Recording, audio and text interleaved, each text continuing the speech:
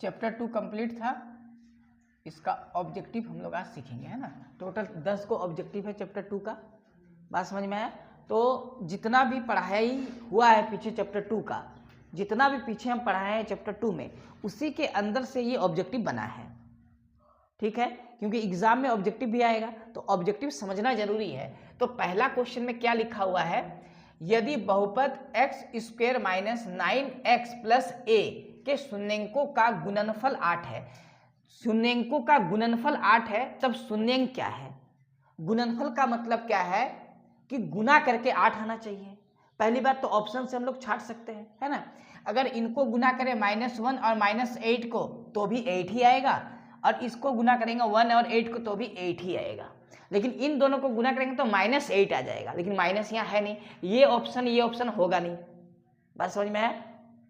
या तो ऑप्शन ये होगा या तो ऑप्शन ये होगा। ये ऑप्शन से बनाने का तरीका बताएं, लेकिन एक्चुअल में हम लोग को पता है इसका एक जनरल फॉर्मूला होता है। वो फॉर्मूला क्या होता है यहाँ लिख के हम समझा रहे हैं। स्टार्टिंग में ही बताए थे, x² - शून्यंकों का योगफल अल्फा प्लस बीटा और शून्यंकों का गुणनफल अल्फा इंटू बीटा, ये फॉर्मूला होता है। बात समझ में आ गया? ये डायरेक्ट बहुपद निकालने का एक फॉर्मूला बताए थे कि x के पास जो होता है वो शून्यंकों का योगफल होता है, लेकिन फॉर्मूला में ये माइनस होना ही चाहिए, और लास्ट में जो होता है शून्यंकों का गुणनफल होता है। तो इस जगह पे a दिया है, अरे a का मान दिया है 8, a का मान क्या दिया 8, इसका मतलब यहाँ 8 है, क्योंकि बोला है शून्यंकों का गुणनफल 8 है। गुणनफल का मतलब यहाँ पर जो होता है वो 8 होता है, तो इस स्थान पे 8 है। यानी a के जगह पे हम लोग अगर 8 रख दे, a के जगह पे अगर हम लोग 8 रख दे तो ये एक द्विघातीय बहुपद बन गया। और यहाँ पर जो होता है वो होता है शून्यंकों का योगफल, यानी अल्फा प्लस बीटा, और ये दोनों प्लस में है, यानी अल्फा का मान और बीटा का मान क्या होगा कि जोड़ के 9 आ जाए और गुना करके 8 आ जाए। क्योंकि यहाँ 8 है तो वो वैल्यू निकलेगा 1 और 8। 1 को 8 से जब जोड़ेंगे तो 9 आएगा, और 1 को 8 से जब गुना करेंगे तो क्या आएगा 8 आएगा।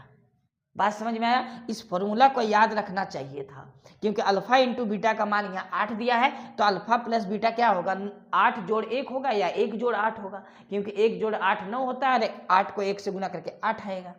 बताए थे ना ये फॉर्मूला हम बोले थे कि बहुत काम का होता है, याद रखना जरूरी है। यानी हम लोग का 1 नंबर जो क्वेश्चन इसका सही ऑप्शन हो जाएगा ऑप्शन डी, 1 और 8। बात समझ में आ गया? अब 2 नंबर में बोला है शून्यंकों की संख्या ज्ञात कीजिए, यानी इसमें जो x अक्ष वाला है ना, इसी को कितने पॉइंट पे ये काटता है ग्राफ, बस उसी को देखना होता है। 1 पॉइंट यहाँ कटा, 1 पॉइंट यहाँ, 2 पॉइंट, 3 पॉइंट, 4 पॉइंट, तो ये आंसर हो जाएगा ऑप्शन ए 4 हो जाएगा। बात समझ में आ गया? अब आते हैं x² - 15 का शून्यंक होगा। तो इसमें से जब सॉल्व किए थे हम लोग पिछले क्लास में या उसके पिछले क्लास में, तो यहाँ से हम लोग इस पर रूट डाल के स्क्वायर किए थे। रूट डाल के क्या किए थे? स्क्वायर किए थे। तो एक बार इसका मान रूट में प्लस में आएगा, एक बार इसका मान रूट में माइनस में आएगा, यानी 2 वैल्यू निकलता है। क्योंकि हमेशा द्विघातीय बहुपद का मान 2 ही आता है, यानी 2 वैल्यू निकलेगा। तो 2 वैल्यू में क्या क्या निकलेगा? एक √15 निकलेगा, एक -√15 निकलेगा, यानी ए और बी दोनों सही होगा, यानी ऑप्शन सी इसका सही आंसर होगा, ए और बी दोनों, क्योंकि द्विघातीय बहुपद का हमेशा 2 वैल्यू निकलता है। बात समझ में आ गया? अगर कोई बच्चा केवल इसको मार के आ रहा ठीक तो उसका गलत है, अगर कोई इसको मार के आ रहा तो भी गलत है, ये दोनों आंसर होगा। अगर मान लिया जाए कि ऑप्शन में ऐसा ना हो, ए और बी दोनों, तब क्या किया जाएगा, है ना? तब ऐसा वो वैल्यू देगा ही नहीं, तब ऐसा वैल्यू देगा ही नहीं, केवल एक वैल्यू देगा, ये देगा ये नहीं देगा, या ये नहीं देगा ये देगा, तब हम लोग एक में टिक मार सकते हैं। यानी ऑप्शन डी में लिखा हुआ इनमें से कोई नहीं, ये तो नहीं होगा, ऑप्शन सी होगा। बात समझ में आ गया? अब आते हैं 4 नंबर में। 4 नंबर में दिया यदि शून्यंकों का योगफल कितना है 3, यानी अल्फा प्लस बीटा का मान कितना दिया है 3 दिया है, तो हम लोग लिख सकते हैं x² माइनस ये फॉर्मूला का अल्फा प्लस बीटा को ही बोलते हैं योगफल, योगफल के जगह पे 3 हो जाएगा। इसके बाद फॉर्मूला का प्लस होता है, और बोला है गुणनफल -2 दिया है, तो माइनस और प्लस यहाँ -2 कर देंगे, तो ये वाला हम लोग का आंसर हो जाएगा x² - 3x और -2।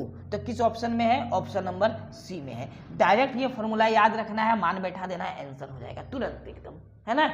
हम बता चुके थे, ये शायद एग्जाम्पल में था ये क्वेश्चन, है ना। चलो क्वेश्चन नंबर 5 पे आते हैं। बोला बहुपद इतना का शून्यंक होगा, इसमें से 4 जब कॉमन लेंगे या 4u कॉमन लेंगे, इसको हम इधर समझा देते हैं।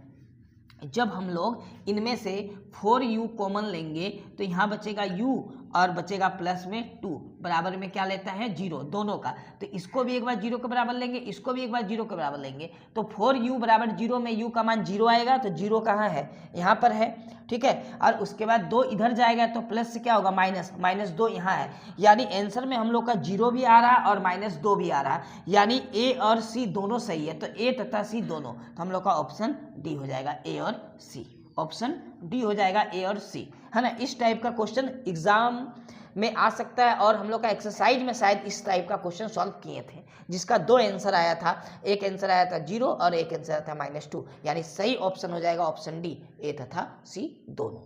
बात समझ में आ गया। अब आते हैं क्वेश्चन नंबर 6 में। तो 6 में लिखा है द्विघात बहुपद इतना के शून्यंकों का योग निम्न में से चुने। अच्छा, फॉर्मूला क्या होता है, अगर हम लोग इसको फॉर्मूला में लिखना चाहे तो फॉर्मूला याद है, फॉर्मूला क्या होता था, एक्स स्क्वायर, फॉर्मूला में माइनस, उसके बाद होता है अल्फा प्लस बीटा जिसको शून्यंकों का योग कहते हैं, और प्लस में होता है अल्फा इंटू बीटा जिसको शून्यंकों का गुणनफल कहते हैं, ठीक है। तो इस हिसाब से हमको योगफल चुनना है, शून्यंकों का योग चुनना है। तो योग कहाँ होता है, एक्स के पहले अल्फा प्लस बीटा, तो एक्स के पहले को ही तो योग बोलते हैं, तो एक्स के पहले कितना लिखा हुआ है 7 लिखा है, ये माइनस नहीं क्योंकि माइनस फॉर्मूला में आता ही आता है, तो हम लोग का 7 आंसर होगा, यानी ऑप्शन बी आंसर हो जाएगा, ऑप्शन बी आंसर हो जाएगा। अगर डायरेक्ट इस तरह फॉर्मूला याद नहीं है तो इसको हम लोग सॉल्व करेंगे, गुना करने पर 12 और जोड़ने पर 7, ऐसा 2 नंबर क्या होगा, तो ऐसा 2 नंबर होगा 4 और 3, 4 और 3 जोड़ के 7 होगा, 4 तिया 12 होगा, फिर उसका योगफल बोलेगा तो जोड़ देंगे, गुणफल बोलेगा तो हम लोग गुना कर देंगे। या डायरेक्ट इस तरह फॉर्मूला याद है सारा, इसी फॉर्मूला से हम बना के जा रहे हैं, क्योंकि एग्जाम में ये ऑब्जेक्टिव क्वेश्चन जब आएगा तो इस फॉर्मूला से सारा सॉल्व हो जाएगा, ठीक है। तो 6 का हो गया ऑप्शन बी। बहुपद इतना का शून्य अंक निम्न में से चुने, फिर से इनमें से अगर हम लोग कॉमन ले ले तो 3 कॉमन आएगा, 3 कॉमन आएगा, साथ में x भी कॉमन आएगा, यानी 3x कॉमन आएगा, तो यहाँ x बचेगा -4 बचेगा। तो जब हम लोग का 3x बराबर 0 रखेंगे तो एक आंसर तो 0 निकलेगा, जो इसमें भी है, इसमें भी है और इसमें भी है, और यहाँ पर बचेगा -4, क्योंकि 3 कॉमन लेंगे तो 12 है, तो 4 बचा, 4 बराबर के उधर जाएगा तो माइनस से प्लस हो जाएगा, यानी +4, यानी ऑप्शन ए होगा 0,4। ये कॉमन लेने का खेला है। ये क्वेश्चन नंबर 7 और question number 5 same to same question है, एक ही जैसा क्वेश्चन है और बहुत आसान क्वेश्चन है। अब आते हैं हम लोग 8 पे। 8 में बोला है निम्नलिखित द्विघात बहुपद इतना के शून्यंक का गुणनफल होगा। तो गुणनफल कहाँ होता है, आखिरी वाला में, गुणनफल कहाँ आता है, लास्ट वाला, है ना। ये फॉर्मूला को अगर देखा जाए तो अल्फा इंटू बीटा तो गुणनफल ही है ना, तो ये गुणनफल वाला होता है और एक्स के पहले वाला योग होता है, यानी गुणनफल पूछा है तो 10 आंसर होगा, क्योंकि 10 है तो ऑप्शन ए होगा। डायरेक्ट देख के आंसर बनेगा फॉर्मूला के हिसाब से, इसमें कुछ भी लॉजिक ज़्यादा नहीं लगाना है। अब आते हैं 9 नंबर में, लिखा घात 1 के बहुपद को, ये खाली जगह है, ठीक है, डॉट डॉट ये डैश डैश जो खाली जगह बहुपद कहते हैं। तो जिसका घात 1 हो यानी डिग्री 1 हो उसे रैखिक बहुपद कहते हैं, यानी क्वेश्चन नंबर 9 का सही आंसर ऑप्शन बी हो जाएगा, रैखिक। बात समझ में आया। अब आते हैं क्वेश्चन नंबर 10 में, जिसमें लिखा है निम्न में से कौन शून्यंकों के योग के बराबर हो सकता है। शून्यंकों का योग का मतलब अल्फा प्लस बीटा, और अल्फा प्लस बीटा बराबर क्या होता है, -b/a, यानी ऑप्शन सी हो जाएगा। ये डायरेक्ट फॉर्मूला दिया हुआ है। क्लियर है यहाँ तक। तो हम लोग का ये ऑब्जेक्टिव पूरा समाप्त हुआ जो चैप्टर 2 था। और अगर मान लिया जाए किसी का ऑब्जेक्टिव नहीं बनता है तो पीछे का जो भी क्लास है वो सारा क्लास देख लेना है, सारा क्लास फिर से एक बार देखना है, अच्छे से बैठ के फिर से ऑब्जेक्टिव को देखना है, तब समझ में आएगा कि ऑब्जेक्टिव कितना आसान है, देख के ही बन जाएगा सारा। क्लियर है। इसके बाद अब हम लोग का ऑब्जेक्टिव कंप्लीट हुआ चैप्टर 2 का भी, अब चैप्टर 3 हम लोग शुरू करेंगे नेक्स्ट क्लास में, चैप्टर 3, ठीक है। चलो इसको नोट कर लो।